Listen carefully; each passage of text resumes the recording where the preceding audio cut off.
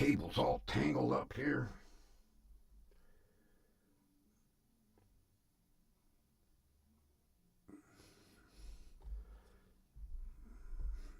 Come on.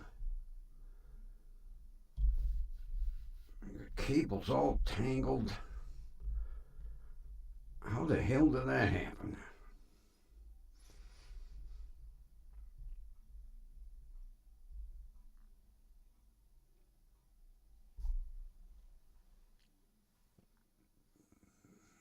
All right. Got that untangled. Jesus. Can't catch a break here.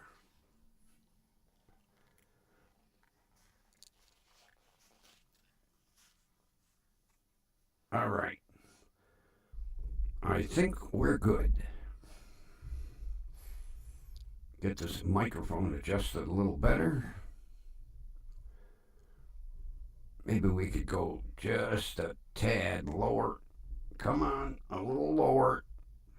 A little lower. There we go. I think we're good here.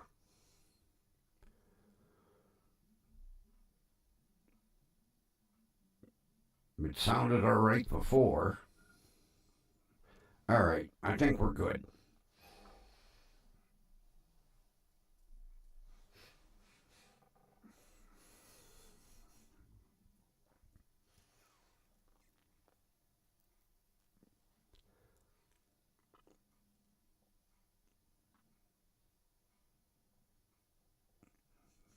Are we? Well, we're live.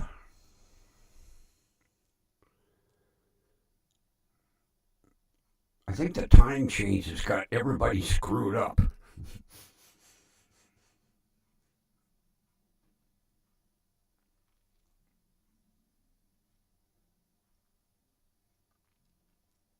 Nobody here yet.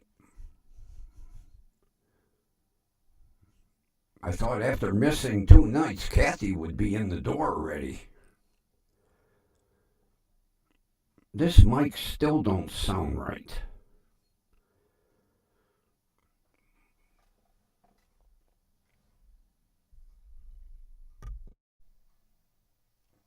Let's see if that's any better. Well, maybe. I haven't used this thing in so long. It has multiple settings on it.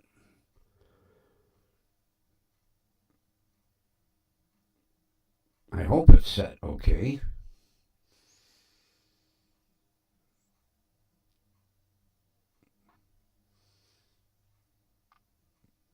Well, we're 4 minutes in and nobody's here.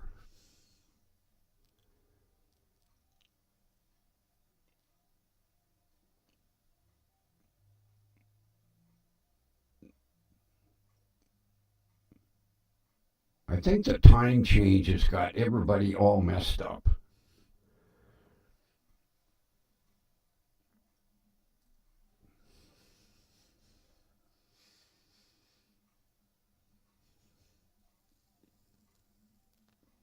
Could be a real short show tonight with no live audience. This thing still don't sound right. Let me. Is that any better? I can't remember how the settings are supposed to be on this microphone. I don't know if that's the right one or not. Well, we'll just have to lump it for tonight.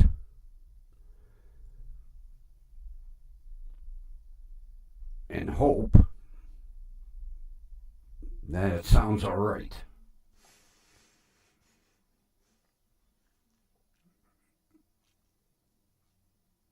Five minutes in and nobody's here.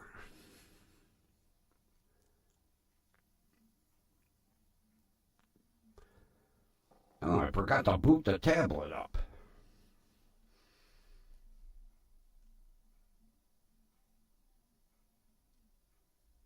I forgot to charge the tablet. Oh, God, it's only at 29%.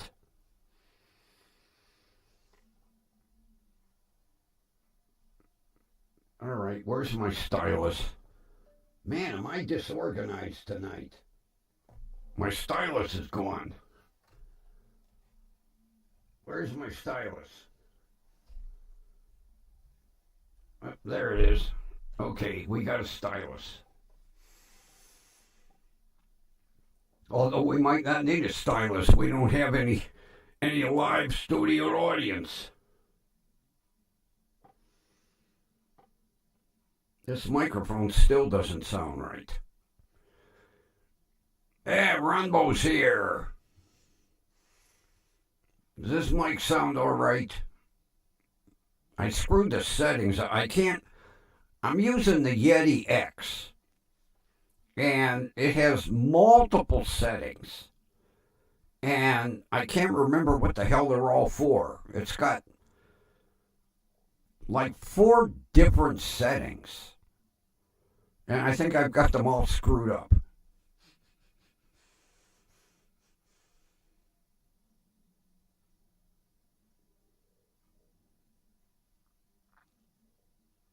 I did hear from Kathy today. Sounds okay? All right, good, thanks. Kathy had some sort of accident, and she ended up getting stitches, but she didn't elaborate.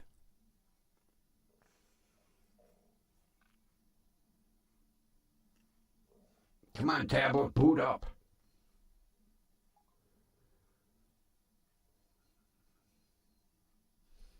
Come on, boot up. Oh, 27%.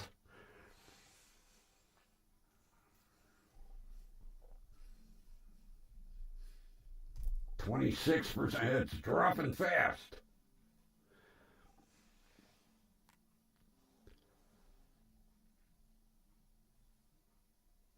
I think before we end up with 0, we'll do a quick. We'll do a start.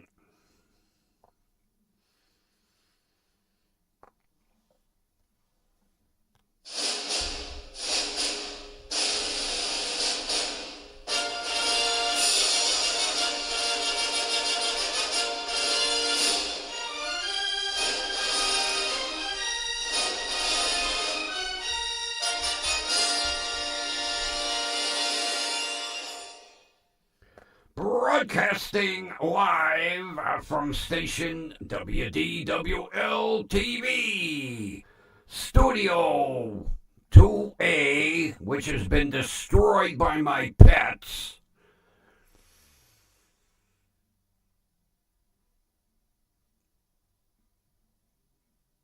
I'm the grumpy old man, and we are brought to you by Grumpy Vulture Productions. And he won't take a bow because he's scared shitless that one of my pets is going to eat him, which wouldn't bother me in the least. Oh, I'll hear about that from the CEO in the morning.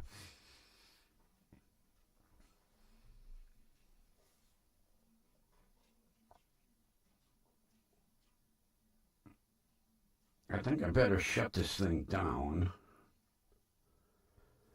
And then I'll boot it up at the end of the show and put it back on charge.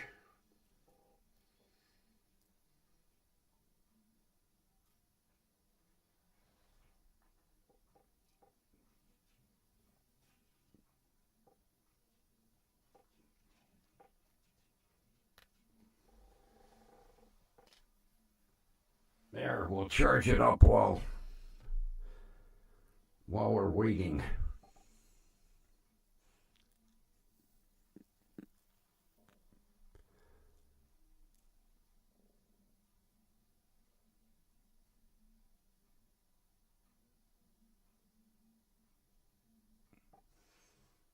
I am not a happy camper, Ron.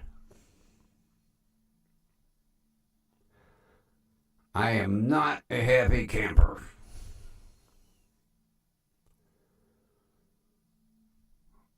We discovered, well, actually it was a good thing. We discovered why the brakes were getting very mushy on the Passat.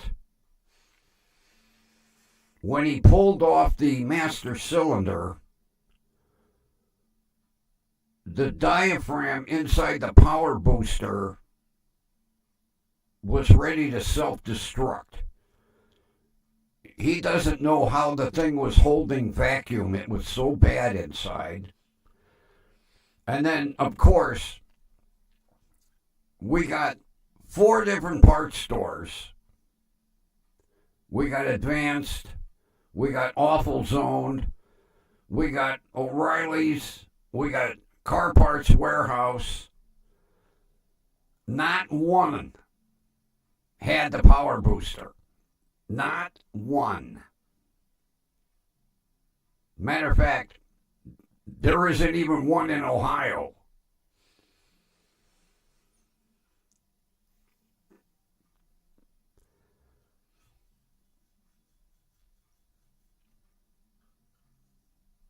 So much for a quick, easy, what we thought was going to be a quick, easy brake job.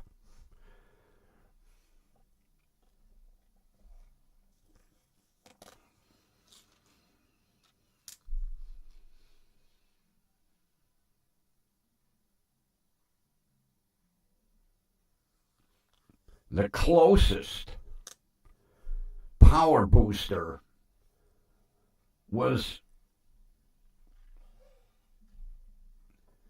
in a German auto parts warehouse in Vernon Hills, Illinois.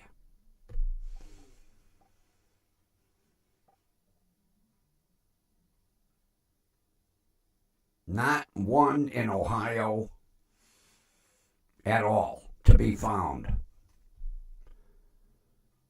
As a matter of fact, what really irritated the shit out of me, the only auto parts store, which I really don't care for Advance that much, the girl told me she would make a search to find or try to locate the power booster in Ohio. The other 3 parts stores were like, nope, not around. Can't do nothing for you. See you, bye.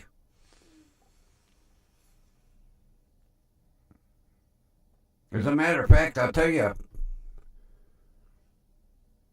she told me, she says, I'll tell you what, I'm not supposed to do this. I'm going to give you the direct contact for you to order it and bypass us.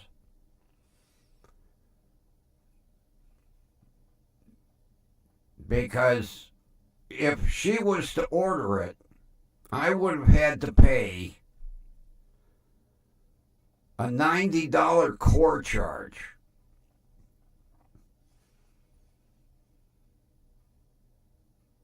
So, allowing me to order it direct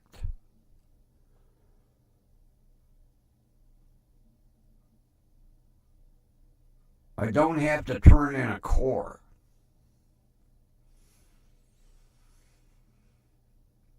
Which I thought was quite nice of her, because she could have said, well, I found it.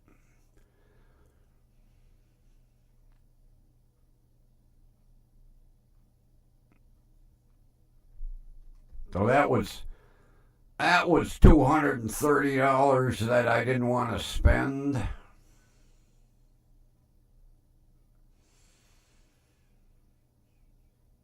The only good thing is they're going to ship it for free. Unfortunately, at FedEx,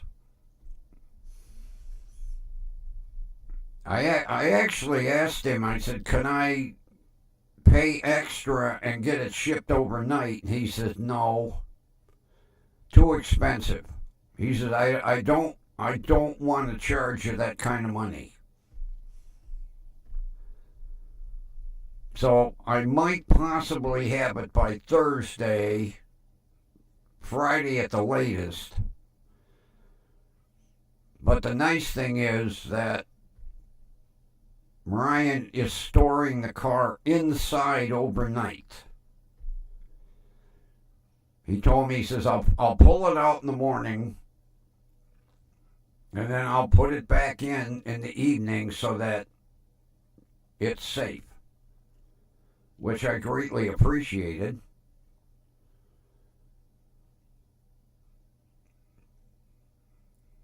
He has to use the handbrake to stop it because everything's all apart now.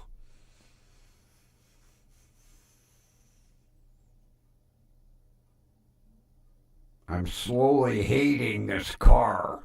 God, parts are so fucking expensive.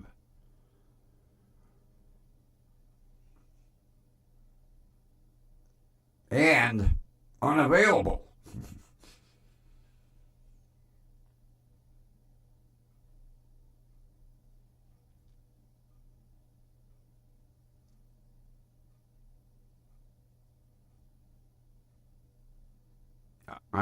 Although I'll tell you what, I'm glad that she put me in direct contact because if I had bought it off of eBay, it was going to be almost like $300.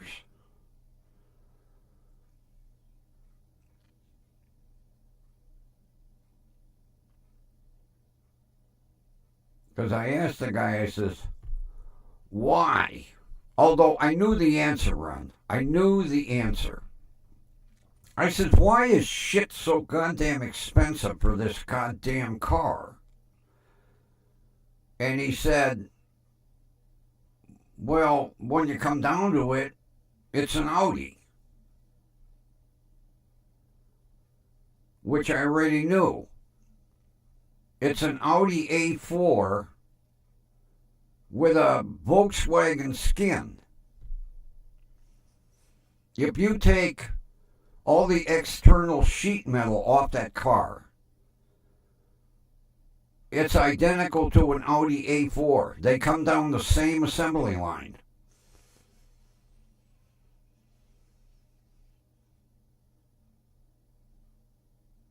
No different like back in the day. If you had a Lincoln, if you ordered parts from Lincoln, they were usually like 50% more.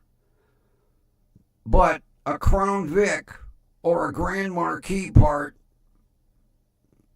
was the same. Rotors, calipers, brake pads, they were all the same. But if you bought them from Lincoln, oh, they gouge the shit out of you.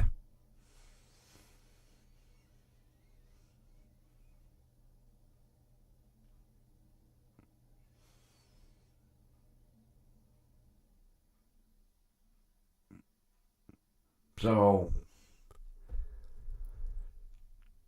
I can't catch a break.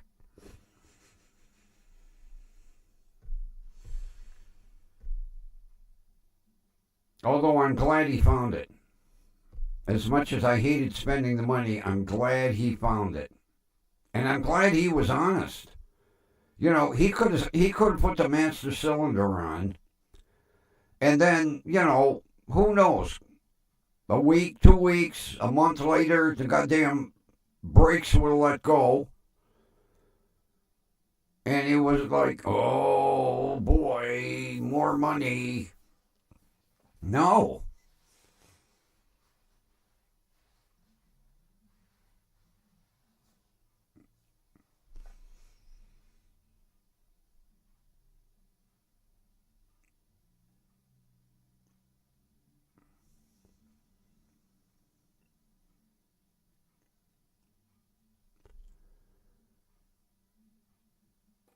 Yeah, I should be like, ow, ow, ow, ow. Yeah.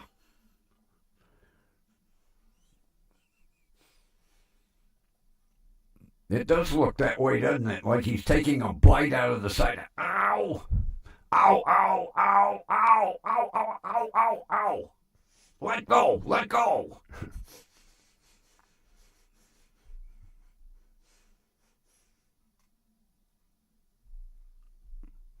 Have you happened to take a look at Rudy's YouTube channel?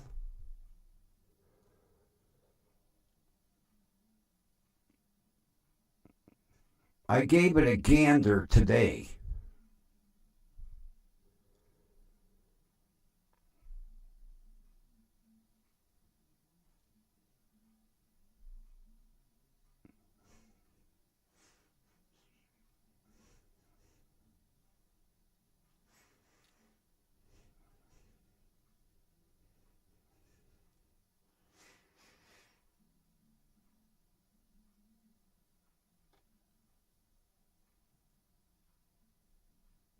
I thought Kathy might be here. Evidently, whatever the accident was that she had, yeah, look it up.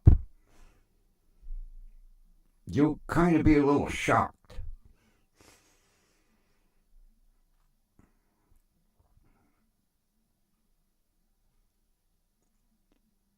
It's his name. No fancy, code name like you and I have.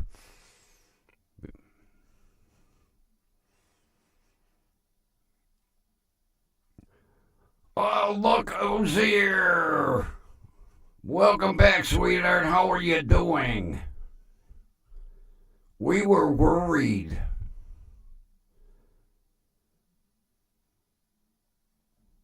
That's all right. I have trouble finding me, too.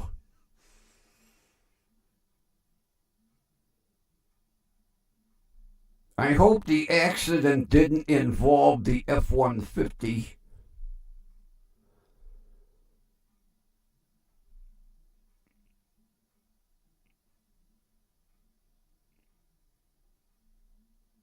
You don't have to elaborate if you don't want to. I'm just glad that you're doing all right.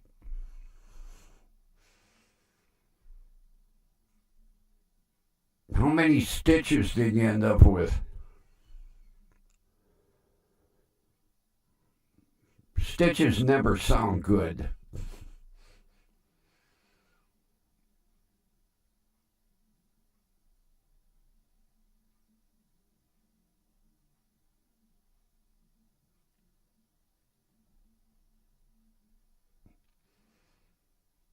I was very glad to get your email because after 2 nights of you not being here, Ron and I were really worried. Of course, I'm thinking, okay, could be Kathy, could be your daughter, could be the grandkids.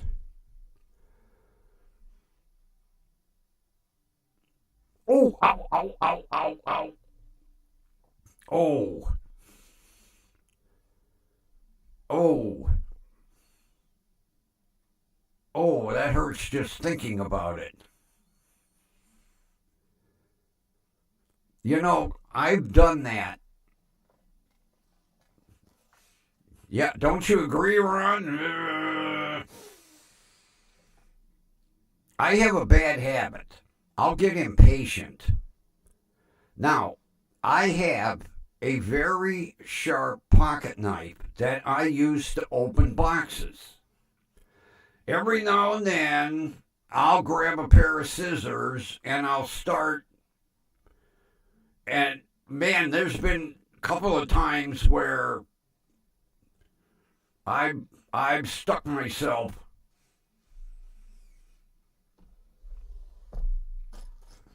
Now I have these scissors with the nice rounded points.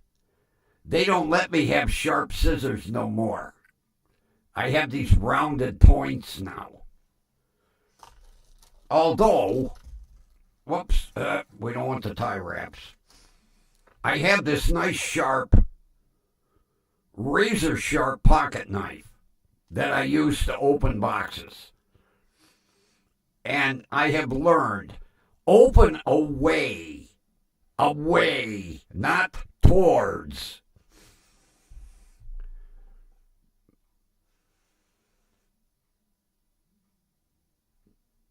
Well, you don't have to apologize.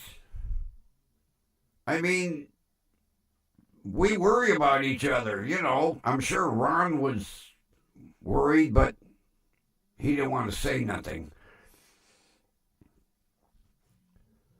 That was like, several years back. I had a brand new box cutter. Brand new. And I was trying to install a switch in the dashboard of the shitbox. So I'm holding the panel and I'm carving the opening with this brand new razor knife. And I slipped and I whacked my hand. Oh, I sliced it right open. So I wrap it in a towel and I'm holding it as tight as I can hold it. And I drive to the emergency room. Oh, wait a minute. Wait a minute. Well, forget that idea. Hang on. I dropped it.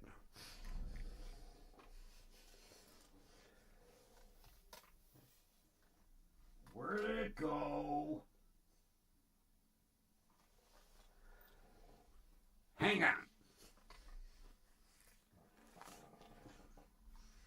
I have to show you this.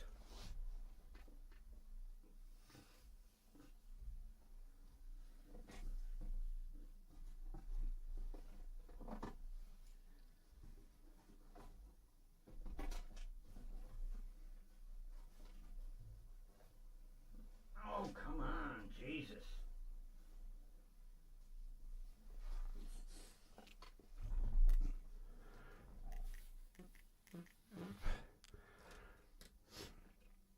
I got it.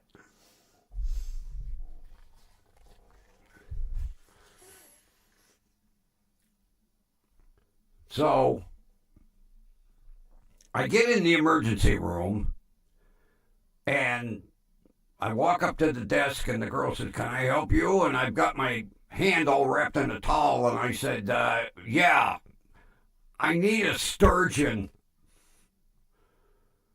She goes, "Why?" I said, I need some stitches. So she takes me back, you know, and she unwraps it and it's squirting blood all over. She goes, "Huh?" So the doctor comes in and he goes, "Let me take a look at that." He takes a look at it and he was like, "Holy cow, how did you do that?" And I said, "With this razor knife, Doc." And he was like, "Easy with that thing." I said, "Well, there's the culprit right there." I sliced my hand. He said, "You can put that away now." I said, "Okay." Yeah, it was brand new. First time I ever used it. A gift for my son. What do? Just about slice my frickin' thumb off. I think I ended up with 12 or 14 stitches in there. Oh, it cut. Well, you know, razor knives. That's why they call them razor knives. Because they're sharp as fucking razors. First time I used it.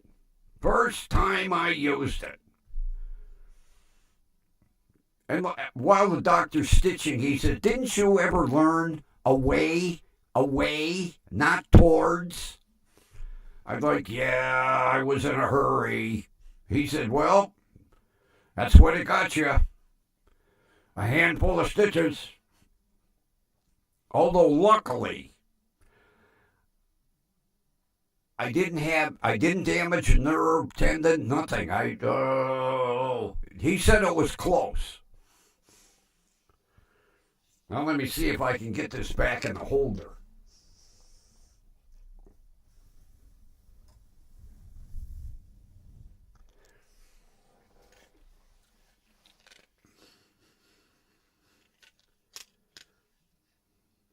I'll tell you what, it's a very nice item. This clips on your belt, and it's got a maggot.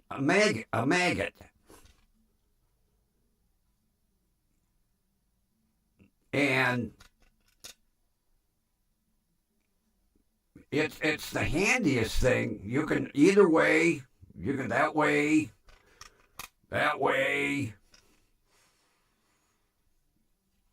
And I'll tell you what, it's a hell of a strong magnet.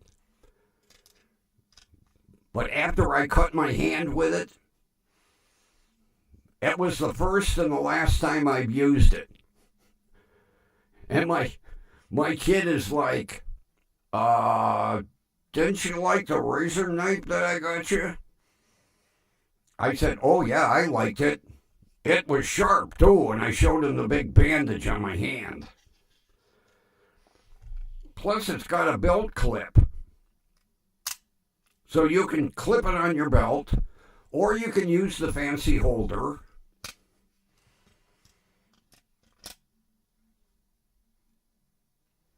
It was an expensive razor knife.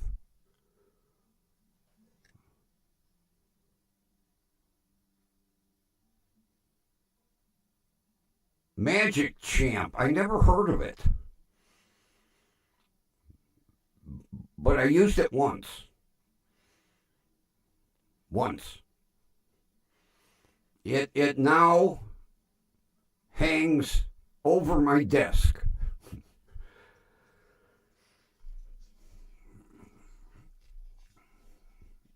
I'm afraid of the goddamn thing. But I was in a hurry, and I knew better. You know, my grandfather taught me that as a kid. Always cut away. Like when you're whittling a stick. Away, not towards. I learned to... Well, I would, Ron, but the key is with the keychains with the Passat. I told you I was putting it on my keychain. Well, it's on the keychain with the ignition key for the Passat. And unfortunately, the key is in the car, in the shop.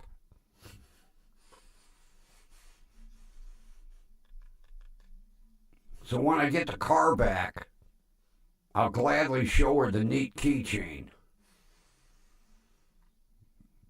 Ron got me a hell of a neat keychain for my birthday.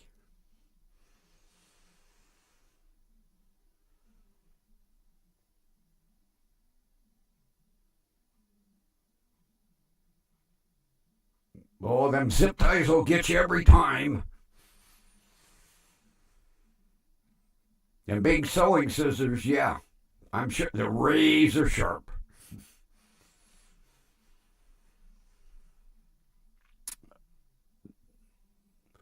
I have not been able to get a hold of the people that live at my old address. I don't know where they are.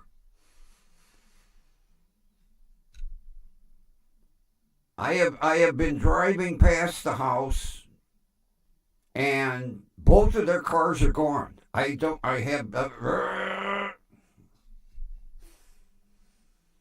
So I don't know what the hell happened to the package.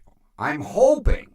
I'm hoping that they handed it back to the postal carrier and said, no such person lives here. Return to sender.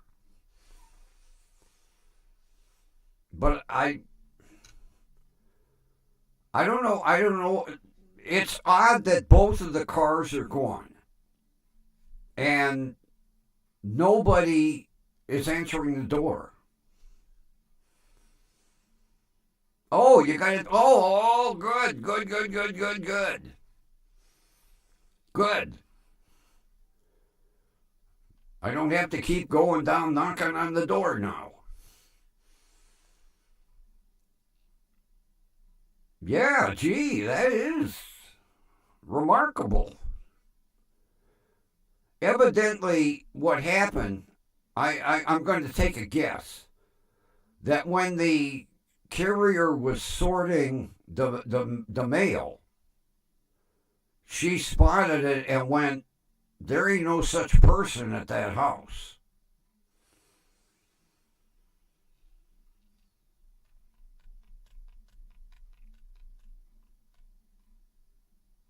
Or as soon as she got it, maybe she got lucky and got in contact with the people and said, does this person live here? And they were like, hell no.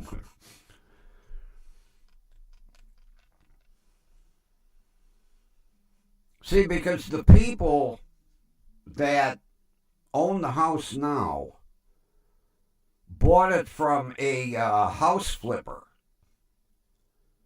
So they wouldn't recognize the name anyway.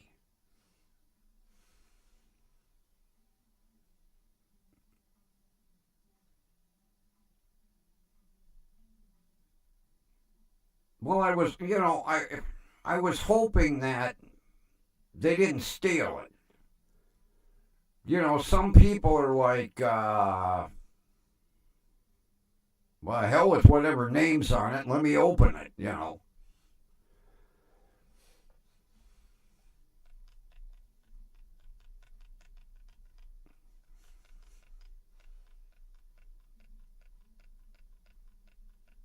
I mean, like every now and then, when we have a substitute carrier, I get my neighbor's mail.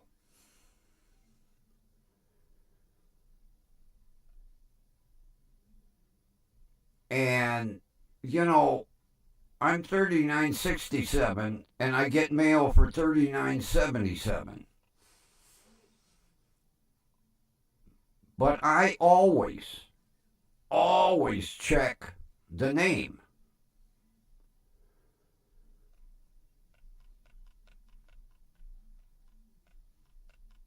Yeah, I'm glad that it got returned, but it didn't get stolen. I was telling Ron yesterday, I showed you the additional sign for the front porch. Well, I get a package delivered, and it's underneath both signs on the front porch. Underneath the one that says deliver package to side door, and the one that says stop, do not deliver packages here. They're side by side. The package was directly underneath. And they took a picture.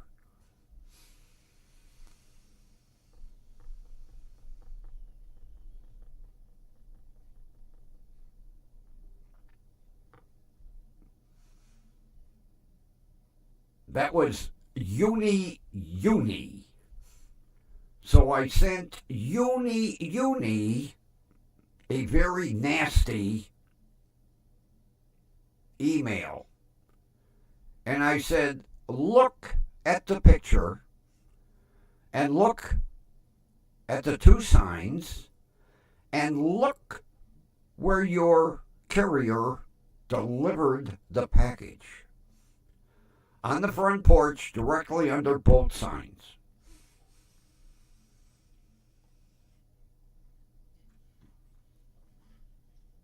Well, I'm glad your dog's eating. Must have been a little bug going around. I don't think I'm going to use this mic tomorrow night. It sounds strange. It really does. I don't know, maybe it's my headphones, but it sounds strange.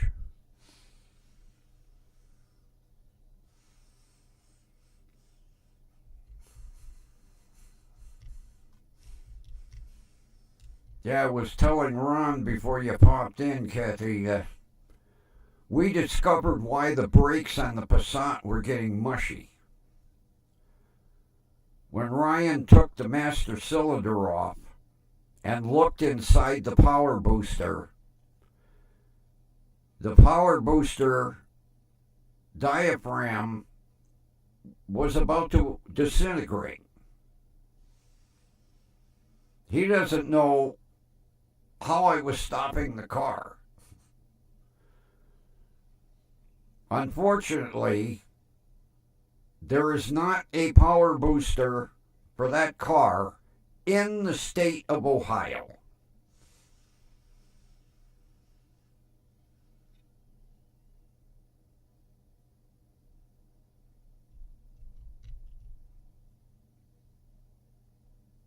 Although I got lucky.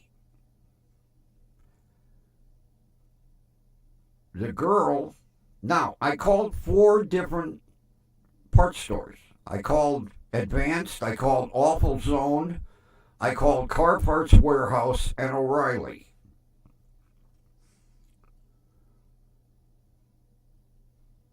The girl at AutoZone was the only one that said, I will attempt to do a search to locate you a power booster.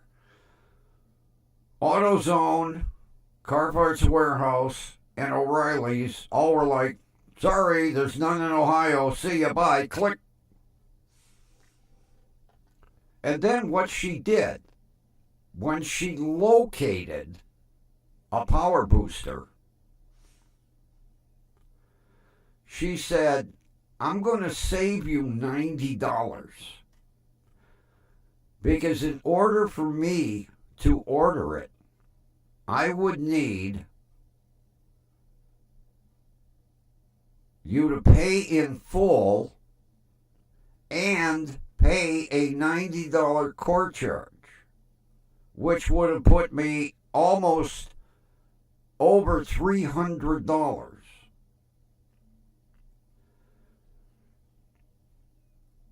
So she gave me this German auto parts warehouse in Vernon Hills, Illinois. And I called, and he had one. Matter of fact, he had 4 of them. I said, I only need one. I said, do you need a core? He said, no. I said, good. I said, how about if you overnight it to me? He said, no. I said, no. He said, I don't want to take your money. It's too expensive. I said, well, I need the car. He said, it'll go out FedEx first thing in the morning. He said, you should have it by Thursday, Friday at the latest.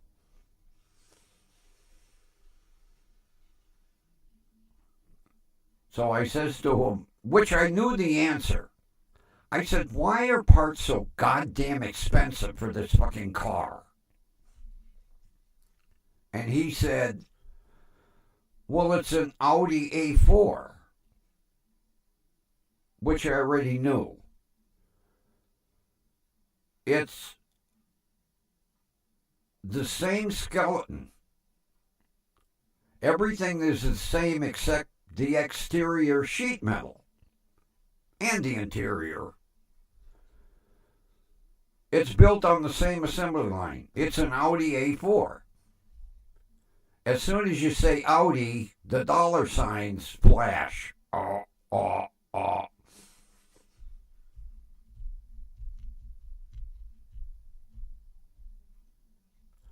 And I already knew that.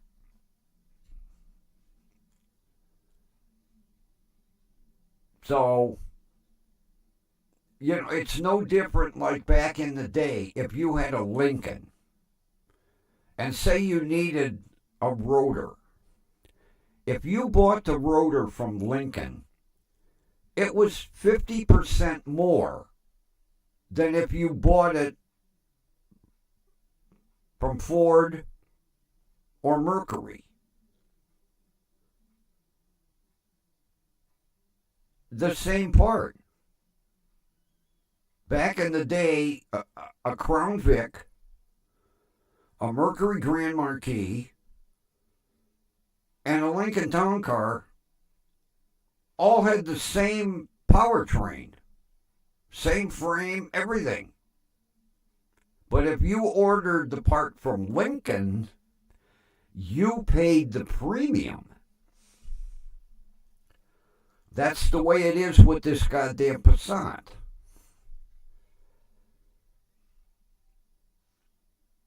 One price for an Audi and one price for a Passat. And the Audi prices are at least 30 to 40% more for the same goddamn part.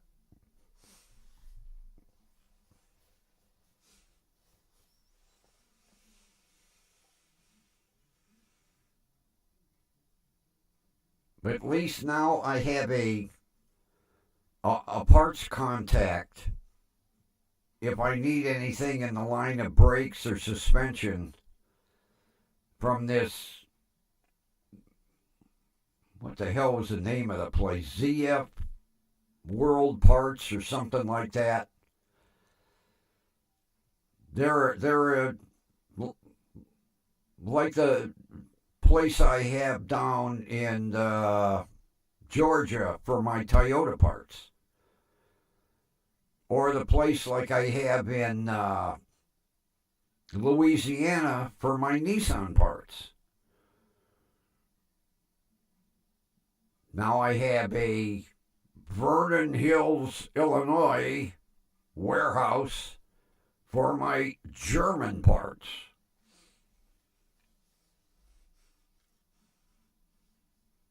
Matter of fact, the guy told me, he said, believe it or not, if you'd have said you had an Audi A4, that power booster was $57 more. But since you have a Passat, you pay the Volkswagen price. I was like, what a fucking ripoff. But at least he was honest.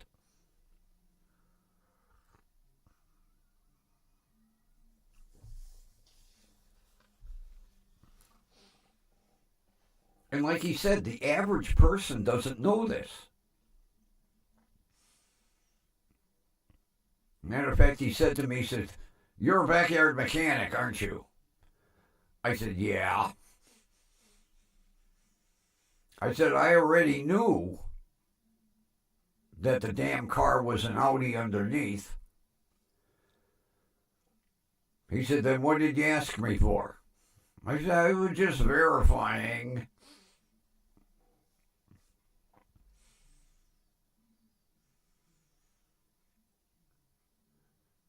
If you peel off the fenders and the doors and everything, it's the same fucking car.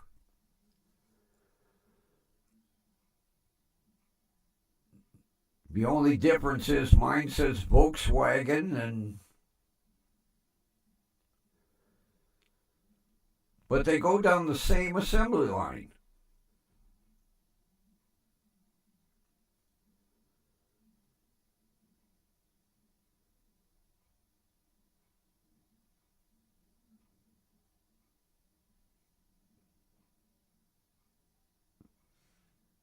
It just, when it gets to a certain point, the Audis go this way and the Passats go this way. But basically, it's the same goddamn car. Same engine, same transmission, same everything.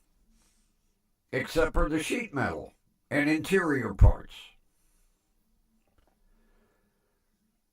But that's how they get you. You know, that's how they make their money. You think a parts guy at Lincoln is going to say, well, you know, if you call the Ford dealer down the street, you can get that part 40% cheaper. Oh, no. Because everybody is making a commission off that part.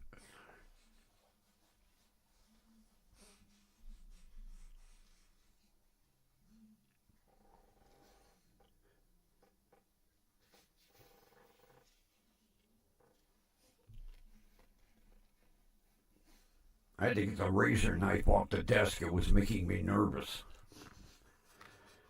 Brought back memories of slicing my thumb off. Almost.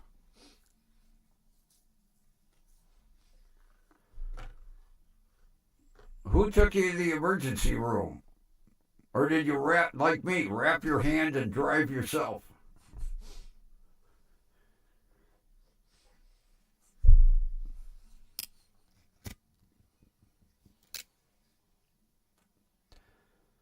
And while you were laying there getting your hand stitched up, didn't you feel stupid? I know I did. Especially with the doctor going, you know better. Yes, I know. Away. Away.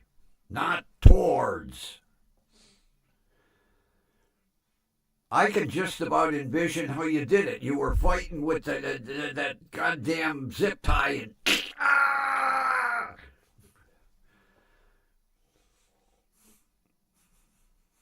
Oh, good daughter. Good.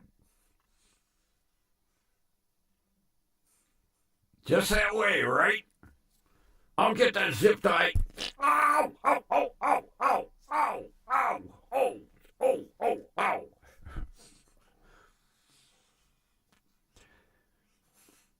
And I bet you the goddamn zip tie didn't give, did it?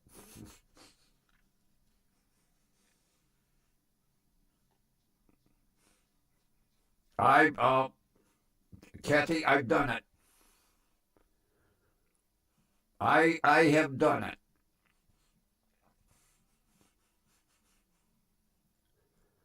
Because for some reason you want to aim down and twist, you know, instead of aiming up and twisting.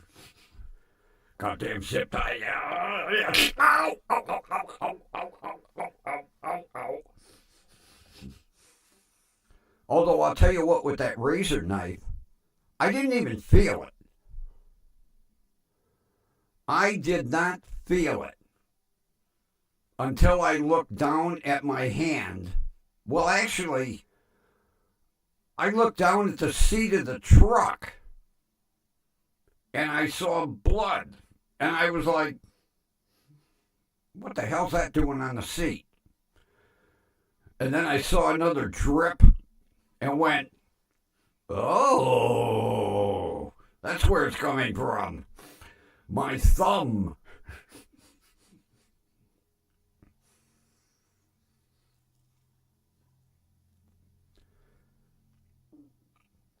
I never felt it. I slipped off that piece of plastic and went, you know, and I never felt it. until I looked down and I was like, how come there's goddamn blood on the seat? And then I was like, oh. And it was the one time I had a clean towel in the truck.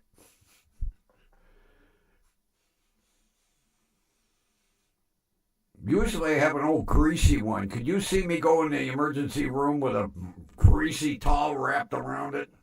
The doctor would have went, hey, Jesus.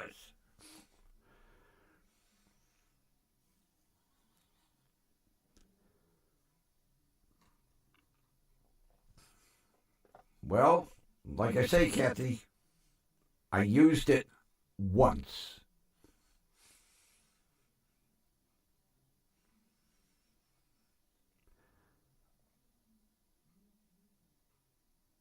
Matter of fact, when I was working at Staples, we had safety razor knives. They had like a guard on them. You know, when you're cutting a box or that, where if you slipped, the guard would prevent the blade from nailing you, you know. I'm not a big user of razor knives. I would rather use a pocket knife. Matter of fact, I have a neat one here for opening my mail. There's a dagger for you. I only use this to open envelopes. And it's razor sharp. That's my mail opening knife.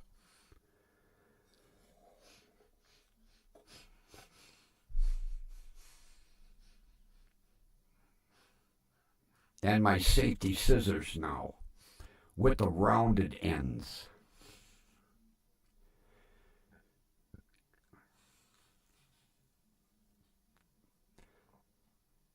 The pointy ones are out in the kitchen.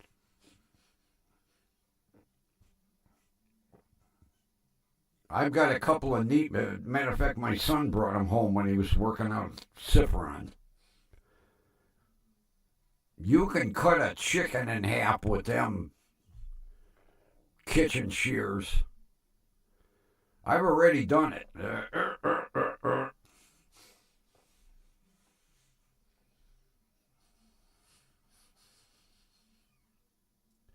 And the neat thing about those is they come apart for cleaning. Then you dry them down and you hook them back together.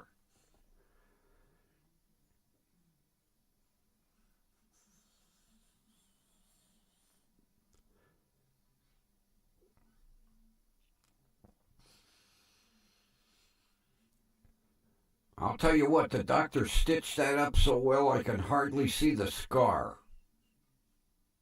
I can see it though. It's a nice reminder.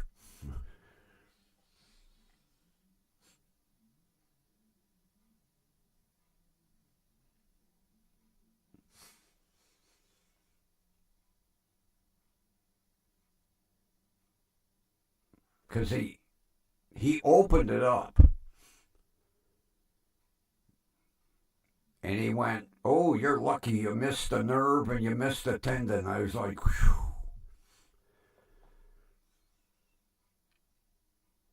Because he stitched it on the inside and then he stitched it on the outside. And he said, in about 4 or 5 days, take a little pair of itty bitty shears and you can take the stitches out yourself. You don't have to come back here. I said, good. As a matter of fact, the nurse gave me an itty bitty pair of shears. Little tiny things that are cute, but real pointy. And 5 days later, I went snip, snip, snip, snip, snip, and the tweezers, and yank, yank, yank, yank, yank, and out they came. I like doctors that tell you can do it yourself. Okay. He was shocked when. Who brought you here? Nobody brought me. I drove. You drove? I said, yeah. I wrapped the hand up and I just hooked my little pinky through the steering wheel so when I shifted,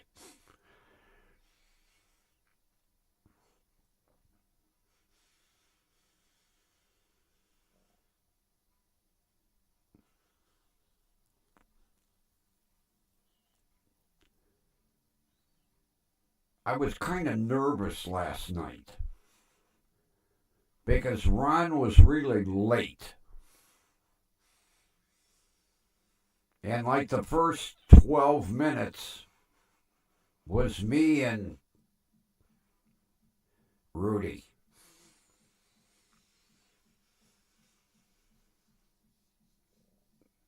And I was getting more nervous by the minute going, Ron, where are you? Ron, where are you?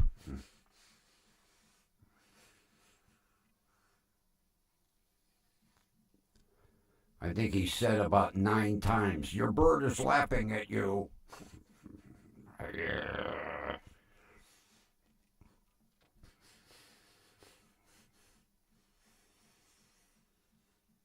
Check his YouTube page out. It's strange.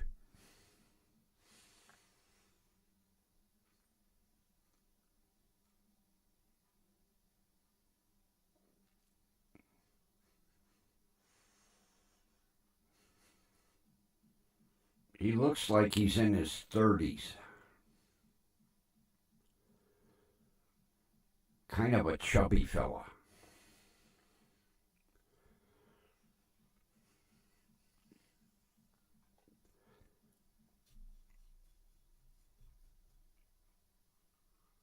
Well, I'm glad you're on the mend, though.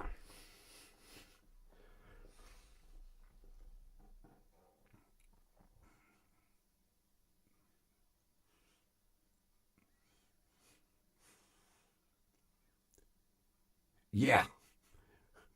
Ron says it looks like the one's got my head in its mouth. Ow, ow, ow, ow, ow, ow, ow, ow.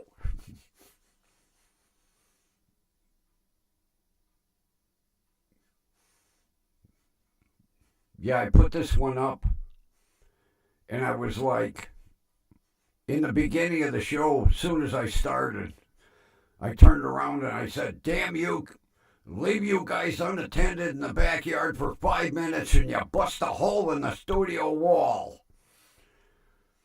Bad boys.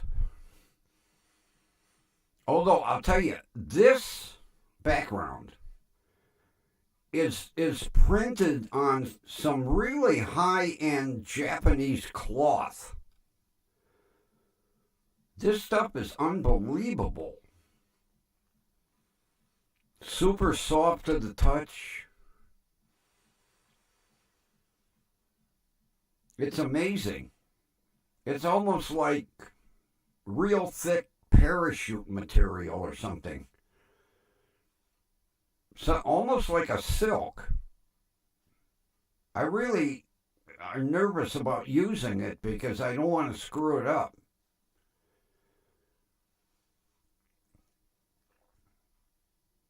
I gotta find the other one because I have another one where I think it's just one Tyrannosaurus Rex sticking his head through a wall.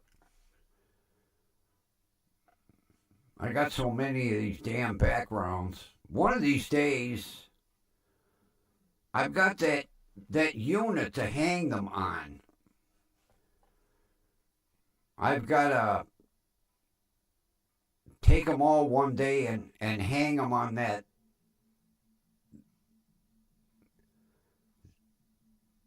It's like a photo background.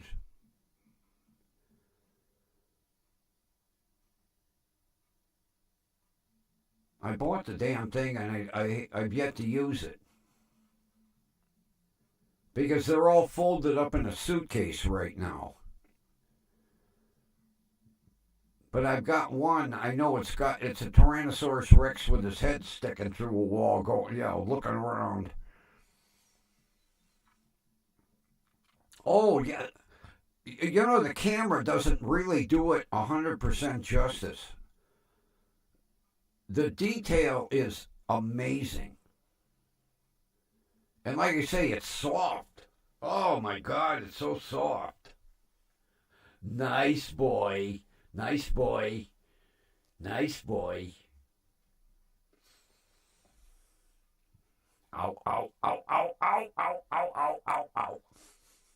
Hey, no nip in the back of the head. You want to eat something? Eat the bird.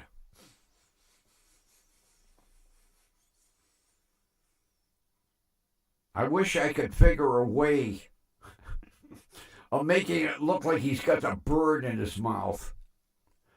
Although I don't want to take the bird off the stand, but I could rig some way of making it look like he's eating the bird. That would be hilarious. Oh, I'll be hearing about the CEO in the morning. What do you mean, dinosaur eating bird? Well, instead of a vulture picking the bones of a dinosaur, we could have a dinosaur picking the bones of a vulture.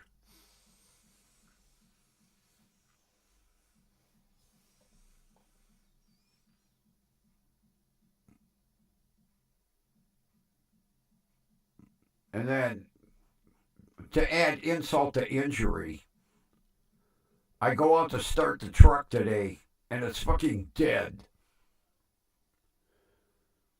I had to drag the extension cord out and a battery charger to get the damn truck going. I must have left something on, I don't know. Although, I really haven't done much with it since that asshole hit it.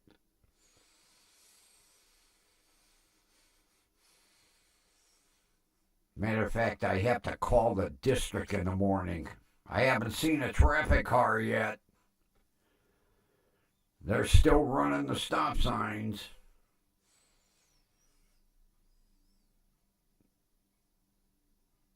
Maybe I should call the chief's office.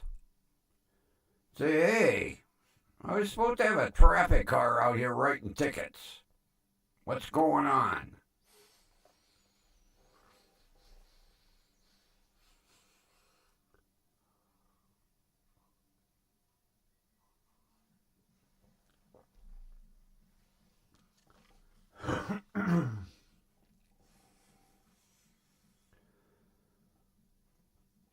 Boy, was that Italian sausage sandwich delicious last night. Oh.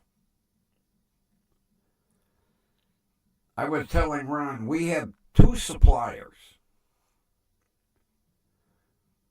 Lou's, which is like downtown somewhere, and Flegner's, which is out on Broadway in Lorraine. And Mark's carries both. Well, I'll tell you what. This Flegner's makes a killer hot Italian sausage. Oh. So I cooked it up. And last night,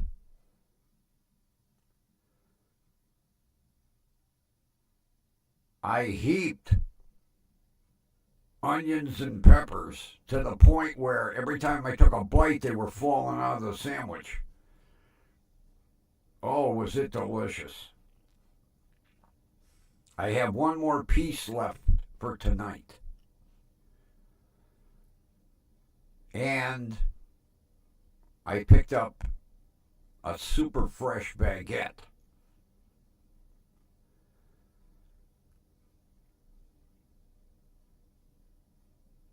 I also have 6 dozen eggs.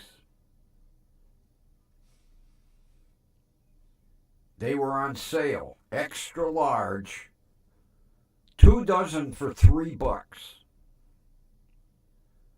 So Friday I picked up 2 dozen, and Saturday I picked up 2 dozen, and Sunday I picked up 2 dozen.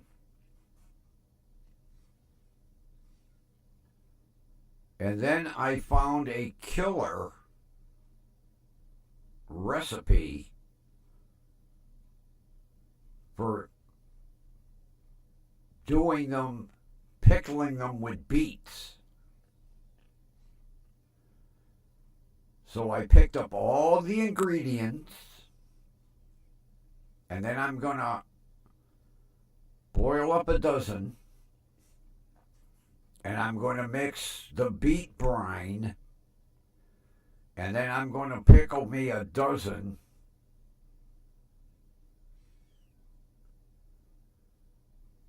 It's really easy. There's like nothing to making the brine. So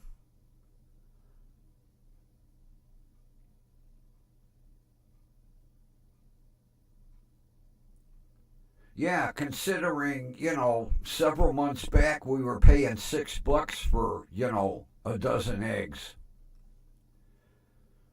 Yeah, Mark's had them on sale. And they had, get this, 2 pounds of butter, $5.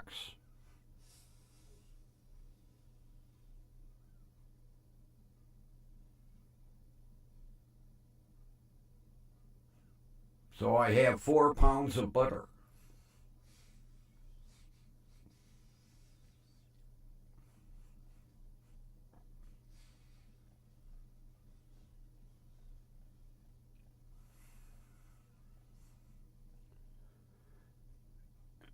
You're right, Kathy. Because as soon as you make them, you're staring at them in the fridge going, oh. Because the recipe says, give them 2 weeks. Allow them to pickle for 2 weeks to get the proper taste. Now it said after a week, but I like mine really pickled. And the longer you let them set, the darker they get.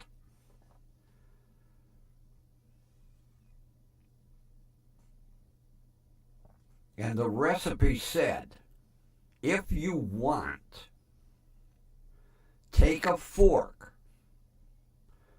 and stick the fork halfway into the egg so that you're into the yolk. And then the yolk and the inside of the egg will turn purple. So I'm going to try that too.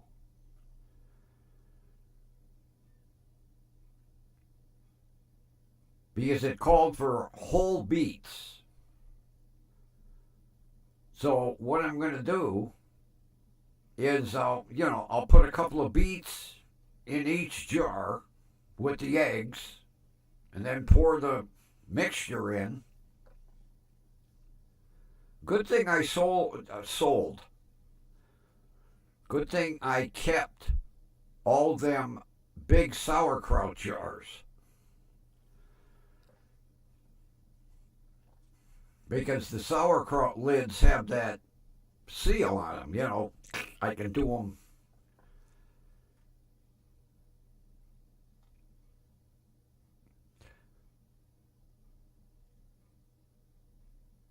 Yeah, they were in the dairy case. You could say, oh, give me 3 or 4 of them, or give me 1 dozen of them, or give me 2 of them, and they'd scoop them out. Now, Mark's carries, I can get a jar of, they have 3 types. They have just regular pickled with beets, or, they have 4 kinds. They have regular, which is like just, vinegar. And then they have them with the beets. And then they have mustard eggs. And then they have hot. And the hot ones have some of them Cayenne peppers in the bottom. Those are hot. I tried them. They're a little.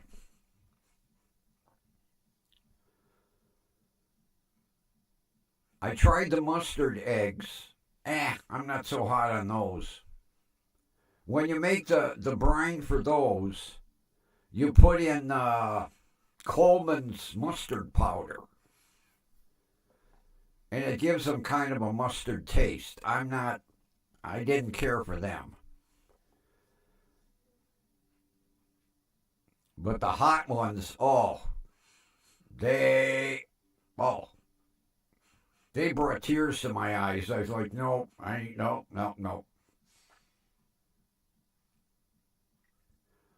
Yeah, back in the day, you could get them all over the place. Every deli had pickled eggs.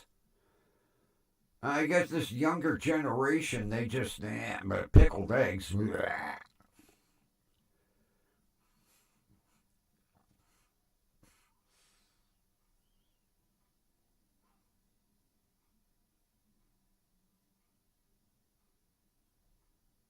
Because I've noticed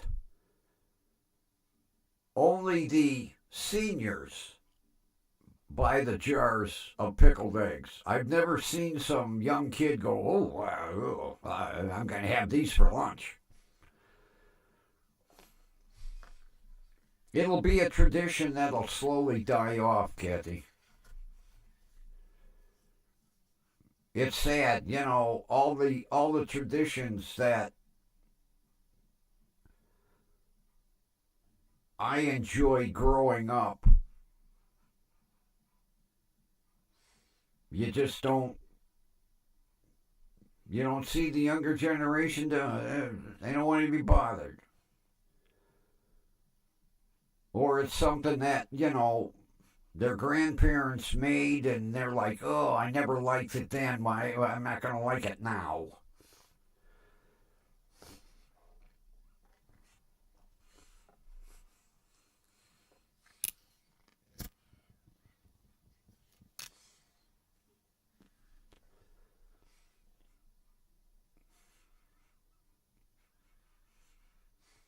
So I'll make me a dozen, and if they turn out great, I'll make me another dozen. Because it's hard to eat just like what I do is I eat one with dinner. One. Because it would be too easy for me to eat the whole fucking jar.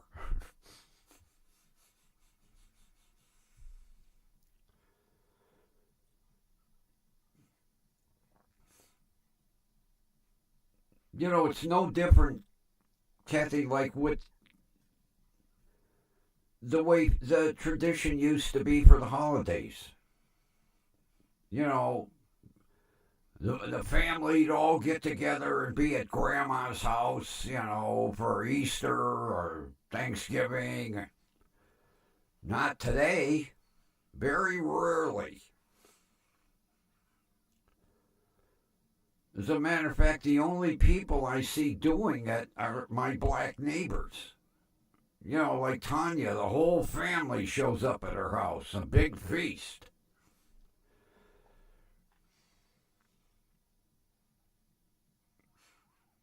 Like my son, he can't be bothered. Yeah.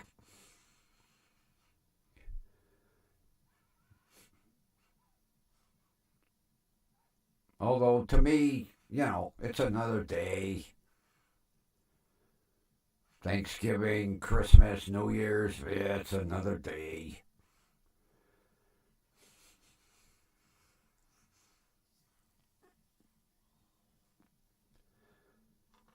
But so many of the traditions are going by the wayside.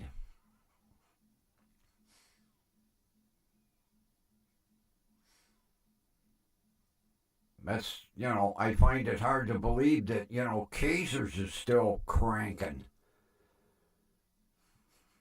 Although they do carry more than just Hungarian food, but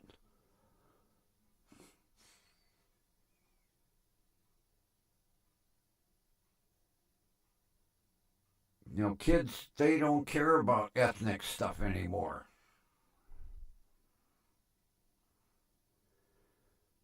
Their tradition will be a McDonald's Big Mac and fries.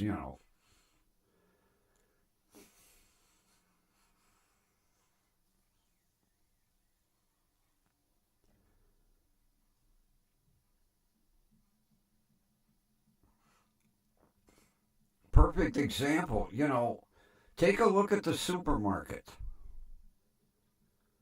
Back in the day, there would be, a whole big cooler case of frozen turkeys.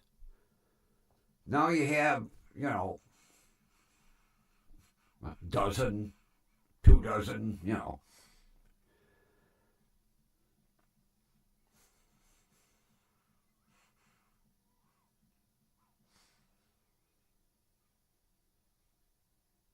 Of course, the younger generation, they realize how much work it is to put on a big spread. My grandmother would be cooking for a week before.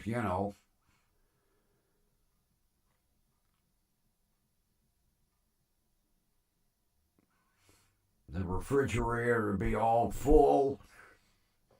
She'd be heating this up, heating this up, heating this up. Not to mention baking pies from scratch. Man, that woman could make a flaky pie dough. Oh. The secret was always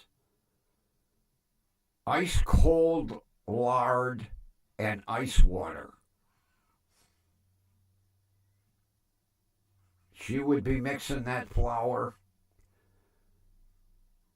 and have that ice cold lard, and she'd be cutting it into the flour, and she would always have a glass of ice water, a spoonful. All right.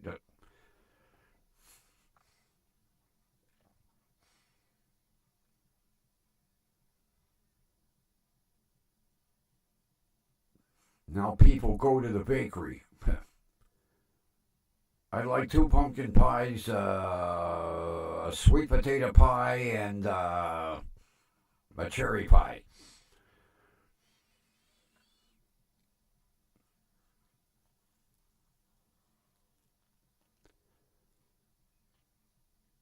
And my grandmother always had to make at least one mince pie for my grandfather because he liked mincemeat pies. I still don't know why they call it mince meat because it's not meat. And she would mix that from scratch too. She would boil her own cranberries. They did back in the day. They did nothing out of a can, frozen bag. Nope.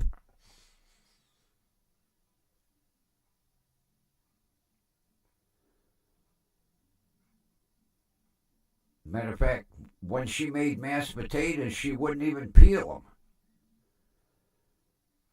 You got the peels and all.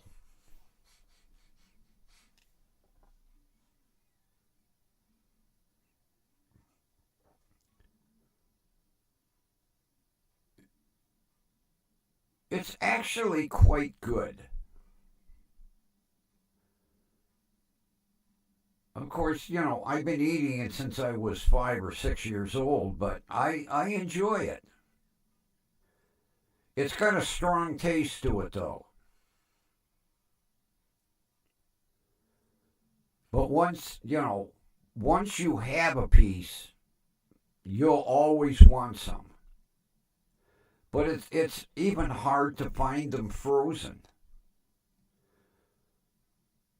because people don't care for them. Like I say, it's an acquired taste.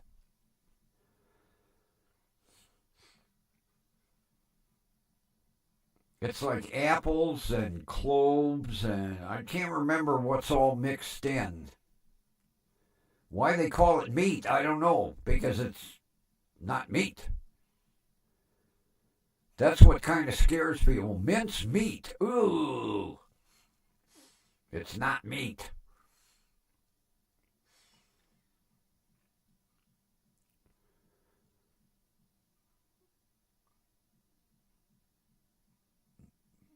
But hell, like I say, a week before a holiday, she'd be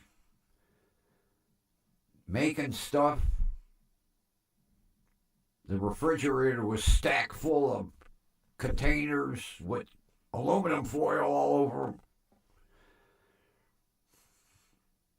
Then she'd get up like at 4 in the morning on Thanksgiving and put the turkey in the oven. And then slowly, whatever side dishes. She always had a time so everything was hot for dinner. And make her own rolls from scratch.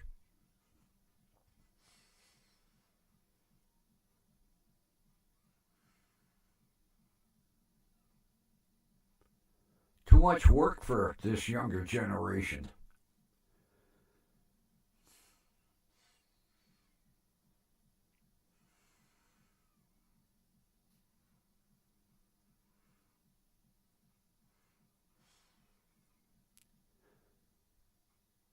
Yeah, it's mainly. I know the biggest part of the base to it is apple, but I can't remember everything that goes into it. But yeah, that's the turn of people. Mince meat. It's all fruit.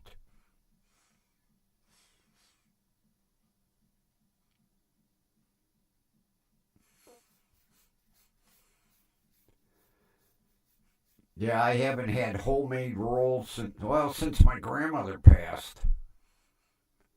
My mother was always get the fucking brown and serve.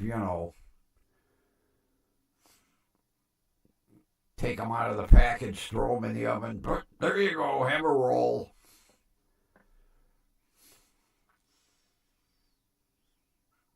If it wasn't for Pillsbury, we wouldn't have had anything.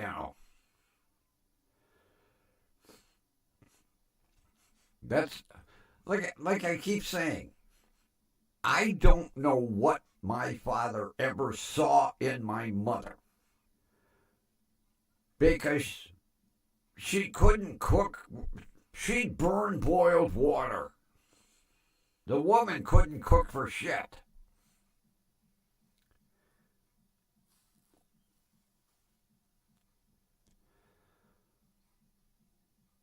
And coming from, having a mother that made everything from scratch.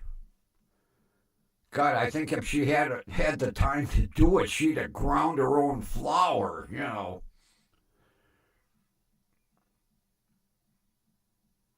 My grandmother, nothing from a can or a bag. I know, she'd go down to the West Side Market, get fresh ground nuts for nut roll, get fresh ground poppy seed for a poppy seed roll.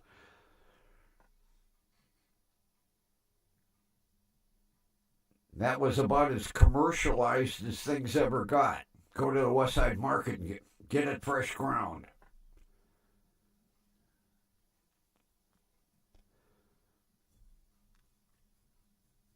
And they would. I remember going with her many times. She'd say to the girl behind the counter, I'm gonna make, a couple pounds of nut roll, and the girl would be pouring the nuts in the machine, you know.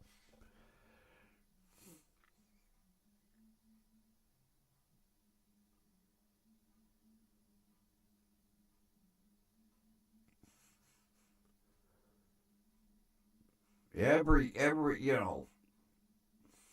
everything was from scratch. And like I say, what my father ever saw in that one, I don't. She could not cook.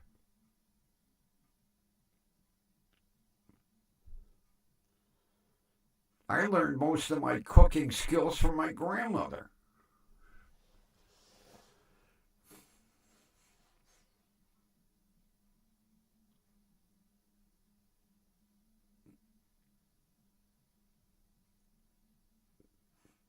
But see, I'm hanging on to tradition because I know once I'm gone, the tradition will be gone. My kid could care less about any of that stuff.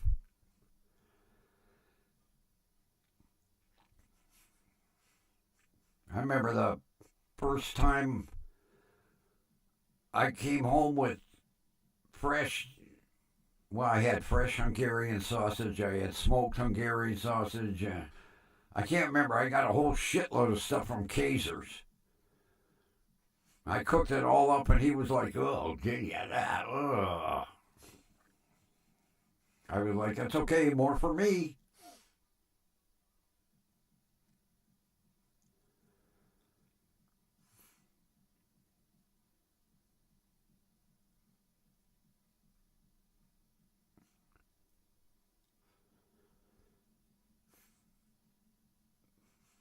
Boy, it's hard to believe Thanksgiving's like right around the corner,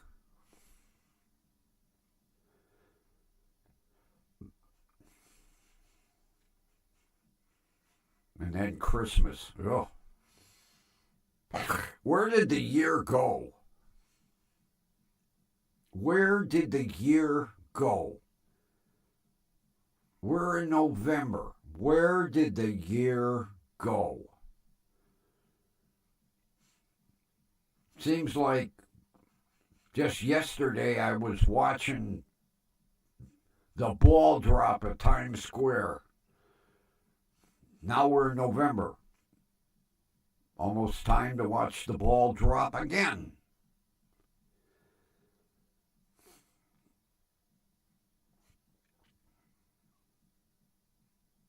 It's like I went to sleep in January and woke up in November. Well,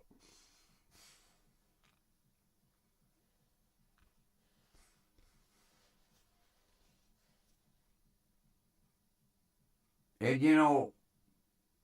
the old saying, the older you get, the faster the days go. It's like summer. I waited for summer and gone. I'll be digging the snow shovels out next. Oh, perish the thought. And the snow brushes for the car. God, I can't remember where I put them. Hey, I better look for them.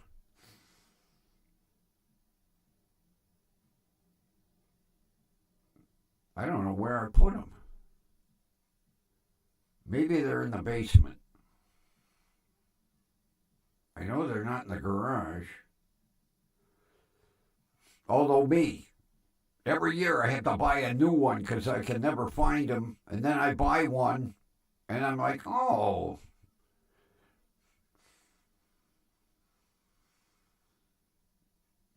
I bought a neat one last year. It's adjustable. I can do the whole windshield. Oh,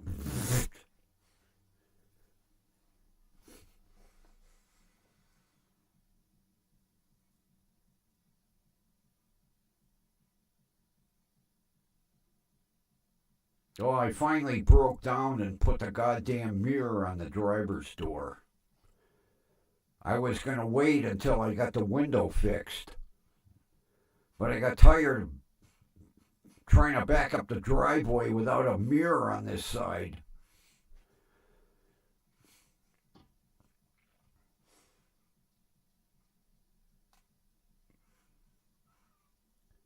Yeah, I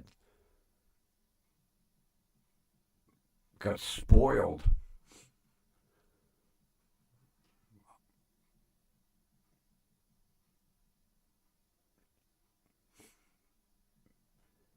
Yeah, I don't know why I take them out of the vehicle every year.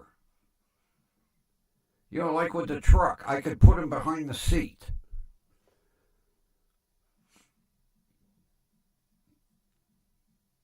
Maybe it's because I don't want to look at them and have that thought of, oh, God, sign of winter.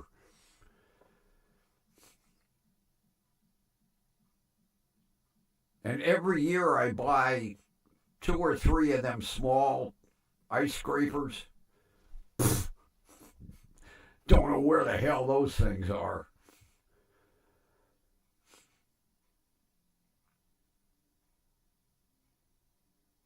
I'm hoping they're down on the workbench or under it. I know they're not in the garage because I was looking for something in the garage the other day and I would have seen them. And if I saw them, I would have brought them out.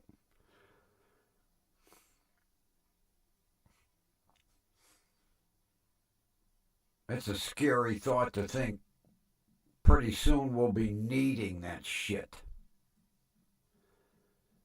God. Oh, I hate the thought of the winter. Oh, Jesus. Cooped up in the house. Freeze your ass off when you go somewhere.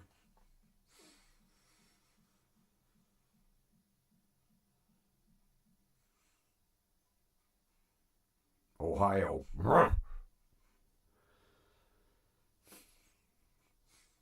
I should have left the state when I had a chance. Although, what was I going to do? Go down to Florida, a hurricane area? Move out to the Midwest, Tornado Alley, California, earthquakes, floods, landslides?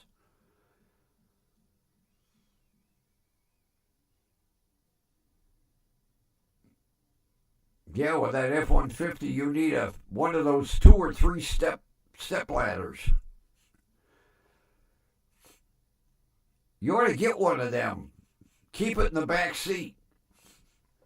Get one of them little 2-step ladders.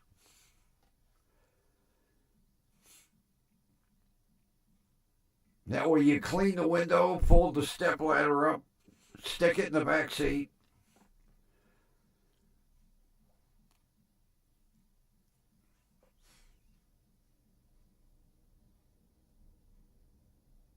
Do you have a cap on the bed?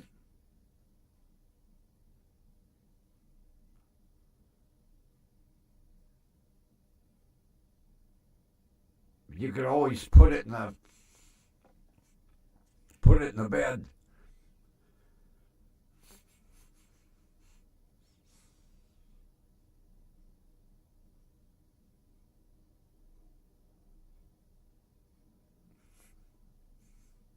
Oh, why are we talking about winter? Oh, Jack. Scary. Oh, open bed, huh? You'll have to put it in the back seat then. Don't take up that much room.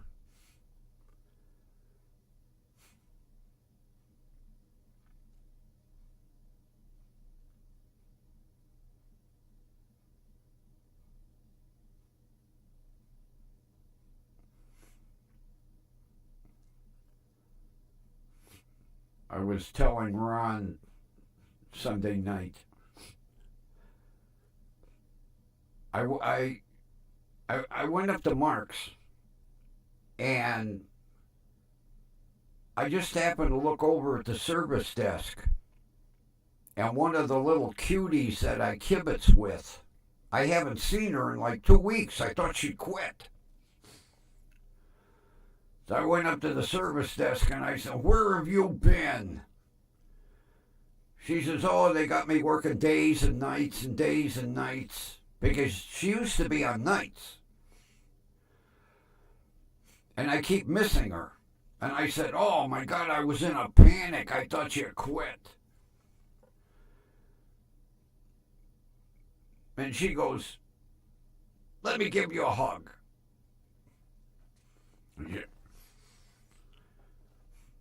I was like, oh boy. That nice little 19-year-old tenderoni giving the old man a hug. Everybody looking at the service desk going, "Look at that dirty old man up there." So then I said to her, I said, "You're a good hugger." She goes, "You want another?" I said, "Yeah."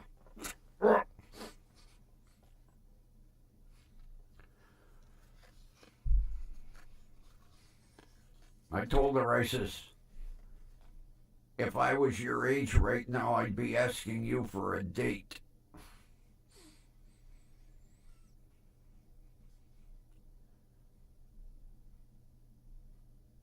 And I'm thinking to myself, I'm old enough to be her grandfather.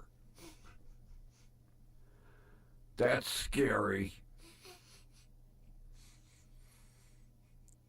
Although I keep telling her, quit dyeing your frickin' hair. Her natural color is brunette. And she had put a rinse in it or something, and it had kind of a reddish tint to it. And I told her, I says, "Oh, that looks great." Then a week later, she's blonde.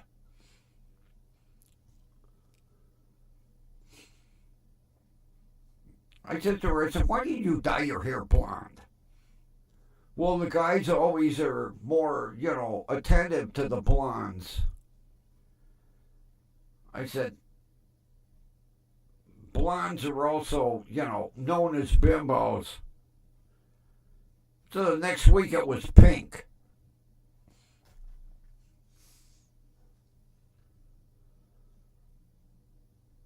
I said, "Quit dyeing your hair.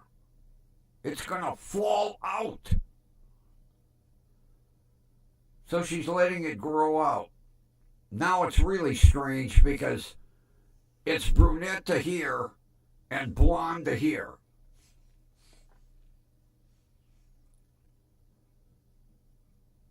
I said, "You could put a little rinse in that." She goes, "Well, you keep telling me not to dye it." Okay, let it grow out. It's like every couple of weeks it was a different color. The day I walked in, it was pink. I was like, oh no. I said, "Olivia, what are you doing? Don't you like it?" I said, "You look like something out of Christmas Story."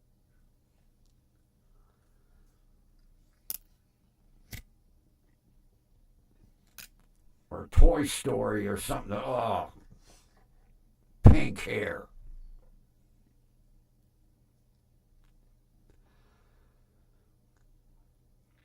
Almost as bad as the one cashier at Save-A-Lot. She dyes it purple.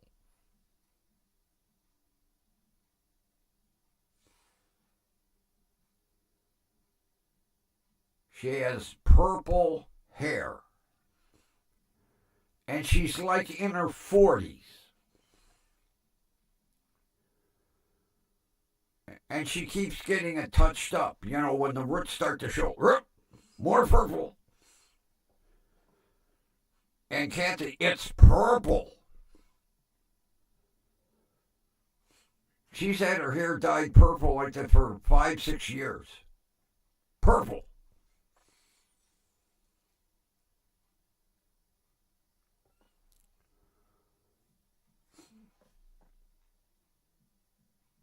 I don't have the nerve to ask her, what made you think you would look good with purple hair?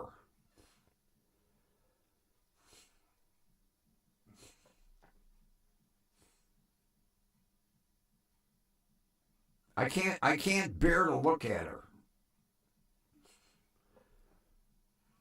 I go in, and if she's ringing at the register, I delay my shopping, hoping another register will open. Purple.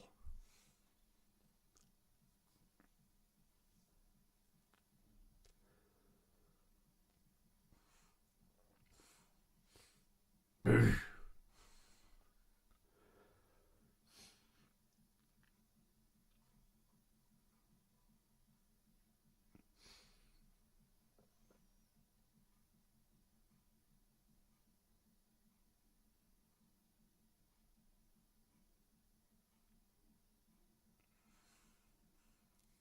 You know, I told Olivia, I said, if you don't believe me, talk to a beautician. When you're 19, 20 years old and you keep dyeing your hair, you're going to destroy your hair. I told her, I said, you'll be 30 years old, it'll be falling out.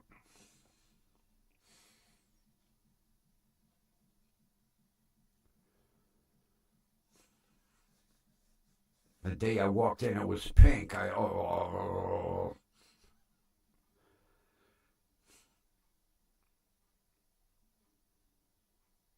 told her when she dyed it blonde. I said, why didn't you save a little blonde so you could dye your eyebrows? Here you're blonde, brunette eyebrows. The dead giveaway.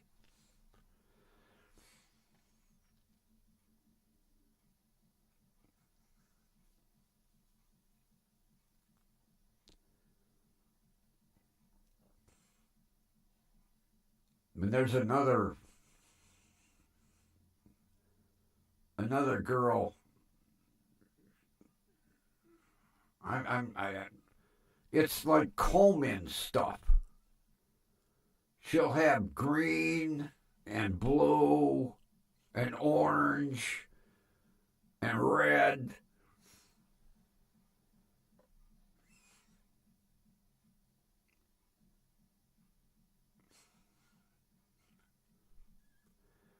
And they think they look attractive.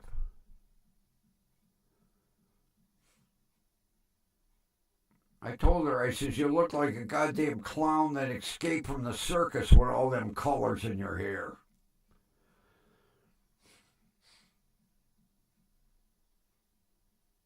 Surprised I didn't get slapped that day. I walk up to the register. I said, what's with the rainbow here? Oh, it's comb-in. Yeah. And what's with the rainbow? Don't you like it? I said, you look like an escapee from the clown college. I thought she was going to cry. I was like, oh, God, bring me out. Get me out of the store.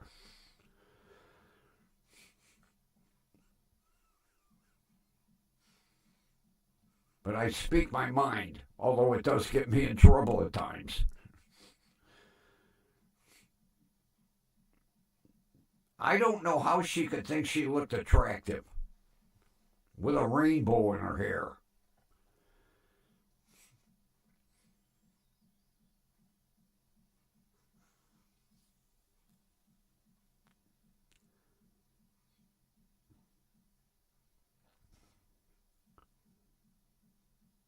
I watched I think it was Sunday afternoon. I watched this interesting video on the Toyota plant in Texas, where they make the Tundra. A fully assembled truck rolls off the assembly line every 67 seconds. Had I not seen the video, I wouldn't have believed it. They have like three lines. 67 seconds later, another truck.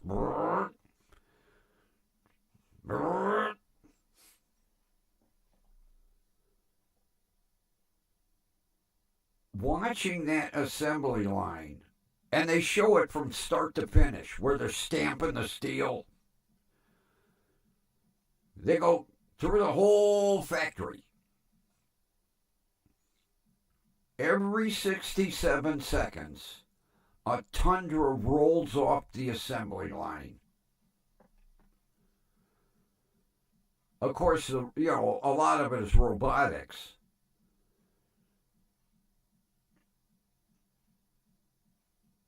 But like when they put the dashboards in, now I know why these new cars are so hard to work on.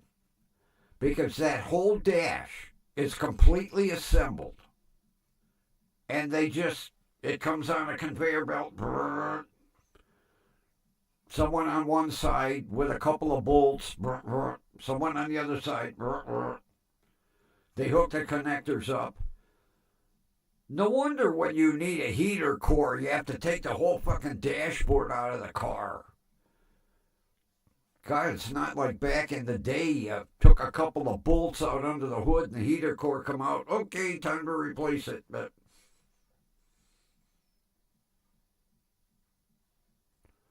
that's like I was reading through the manual.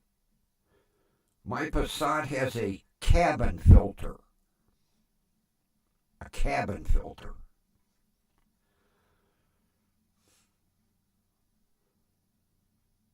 I don't know where it's at. I can't find it. It's somewhere under the dash. Somewhere. A cabin filter. Am I, back in the days of Abraham Lincoln? A cabin? Yeah, it's somewhere under the dash. It probably needs to be changed from sitting, for 4 years. I can't find the son of a bitch.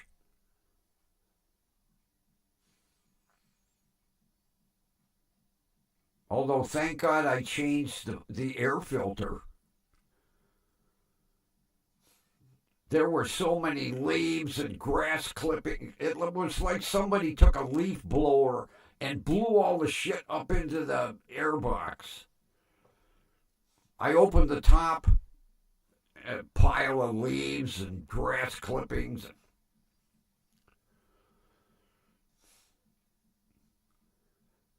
The air filter was $6. The cabin filter, which is smaller and thinner, $22. I don't need a cabin filter that bad. But I would like to see if it's dirty. Goddamn filters everywhere in these goddamn cars nowadays. Where's the days of breathing polluted air?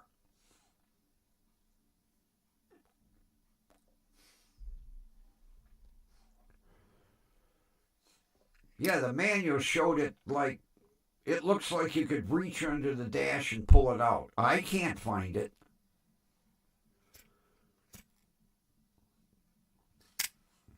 I guess while the car's up with Ryan, I'll tell him, pull the cabin filter out for me.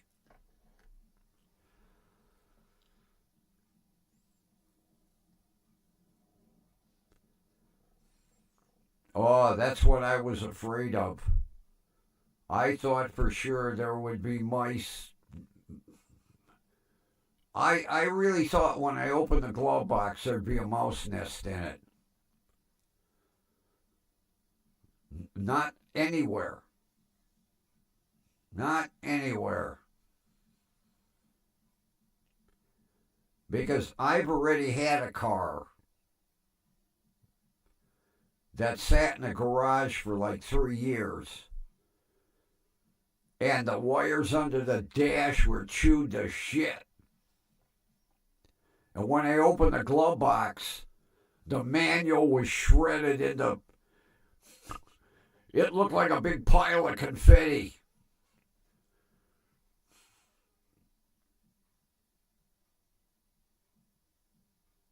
I got rid of that car in a hurry.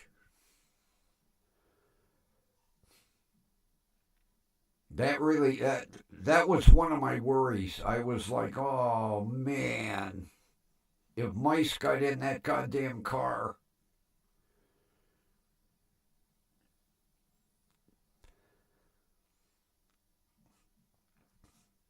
Because when I opened the air box to change the air filter, when I first saw that,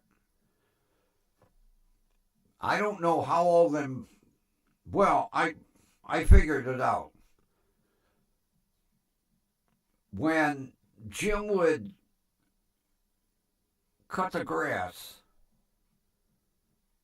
he would take the leaf blower,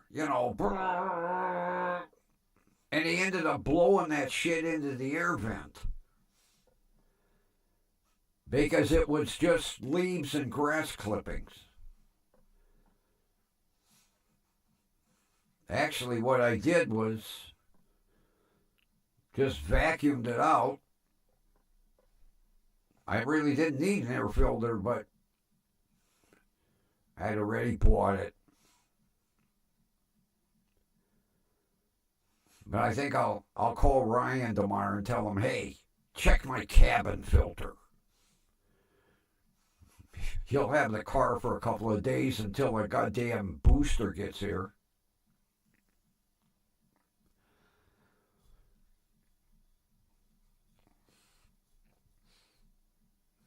Because I told him, while you got it, change the oil, change the filter. That way I'll be all set.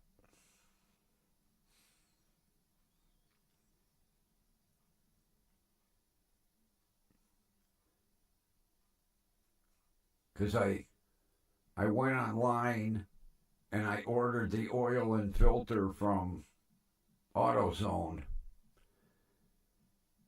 And every now and then they run free delivery.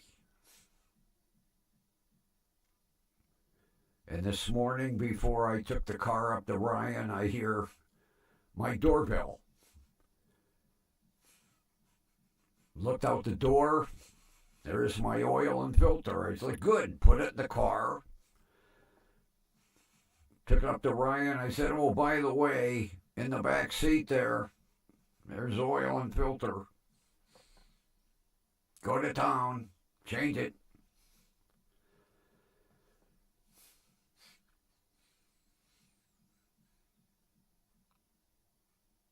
At least I'll have all the bugs worked out of it. It's starting to become inexpensive.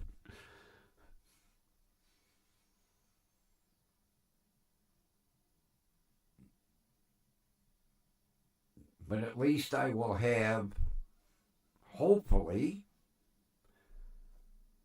100% perfect vehicle for the winter.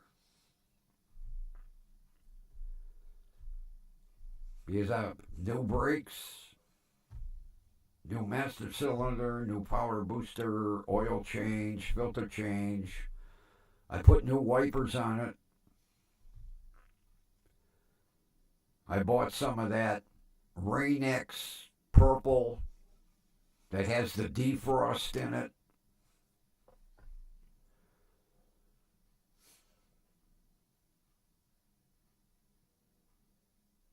Yeah, they were, what was it, 2 for $6 on sale at Advanced. 2 gallons for $6. The purple with the defrost agent in it. So I got new wiper blades. Pretty soon I'll have all my green bulbs.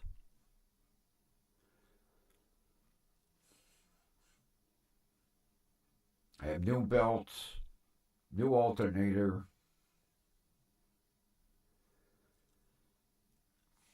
new brakes.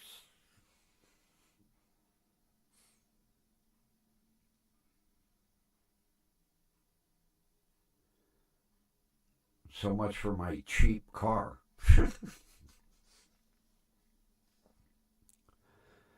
But it wasn't like I was expecting it to be trouble free. Whenever you leave a car sit, that's the worst thing for it.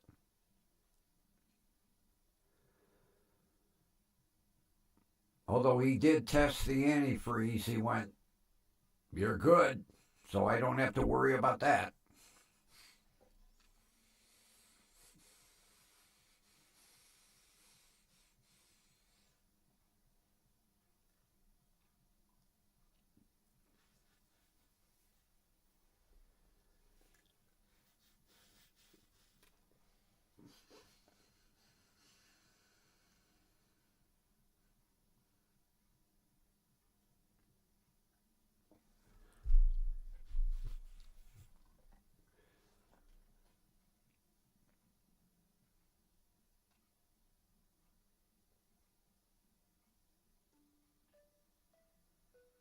Yeah, as a matter of fact,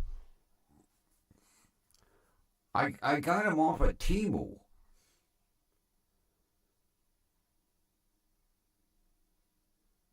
and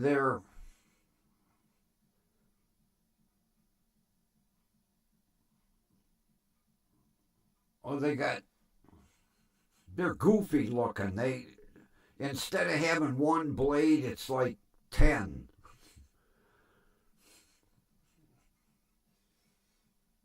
Because it takes 21-inch wiper blades. So I ordered 4 because they were like $2.30 a piece. Christ, you go into the auto parts store, they want $15 a blade. So I bought 4. That way, in case if one gets screwed up, I'll have another.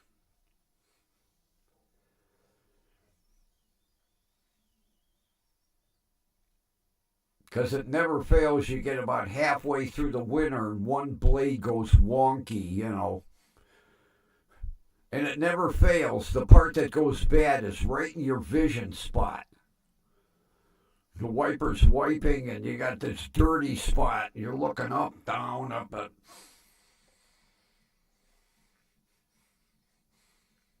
I don't know why that happens. Why does that happen with a wiper blade? Why does it always go bad right in your vision spot? It's almost like planned obsolescence.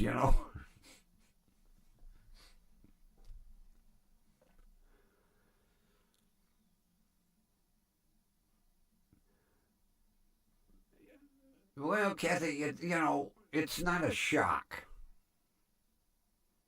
because the car sat. And that's one of the worst things.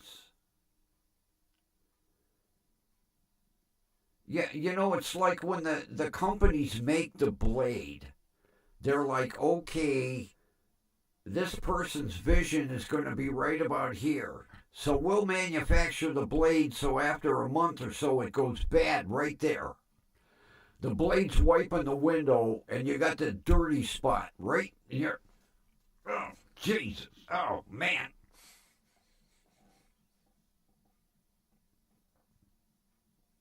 That's why I bought 4 blades.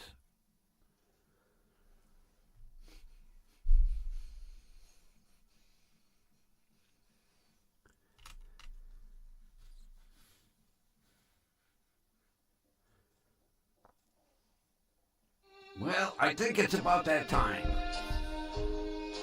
I have one more Italian sausage waiting with my name on it.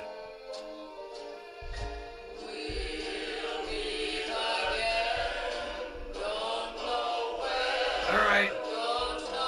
I'm glad you're on the mend. Good to see you back. Run wherever you are. We'll see you tomorrow. Been another fun evening.